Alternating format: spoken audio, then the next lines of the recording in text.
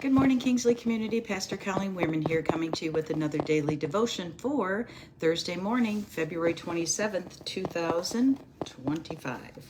And I think I can get back into this Trusting God with Today by Charles F. Stanley. Confront it. This day the Lord will deliver you up into my hands. 1 Samuel 17, verse 46. Old Testament. Are you fearful of something today? If so, understand that it is crucial for you to convey that fear by obeying whatever positive step of faith the Lord instructs you to take. For example, an example of this is seen in the account of David and Goliath. Once David knew the Lord's plan, he ran toward Goliath despite his trepidations. He proceeded in faith, remembering how God had delivered him from a bear and a lion. He darted forth in confidence, knowing the Father had given him the ability to run fast and use a slingshot well.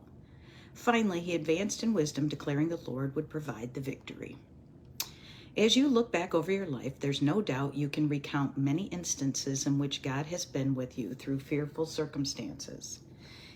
Like he did with David, God has delivered you before, has given you the abilities needed to confront your challenges, and has promised to give you wisdom. So whenever you experience a frightening situation, do not retreat. Rather, deal with it calmly in a direct and prayerful manner. Advance, trusting God as you go. Surely he will show you in no uncertain terms that he is far greater than whatever it was that caused you anxiety. So confront it and give it to God.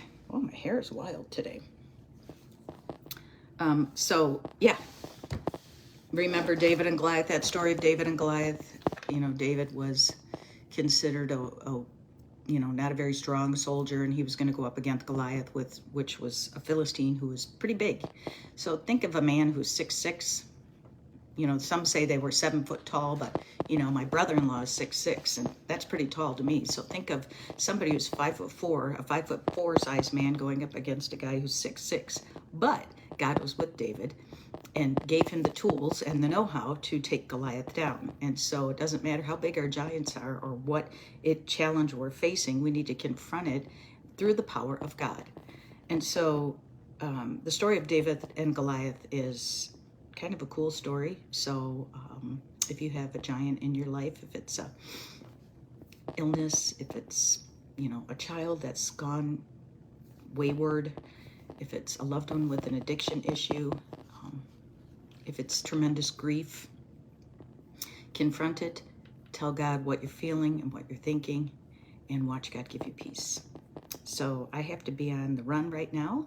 And so prayers for this Sunday as I deliver the message for a new sermon series called Creed. We're going to be looking at the Apostles' Creed, which a creed is basically a summary of the Christian faith that has been passed down from throughout the church for thousands of years.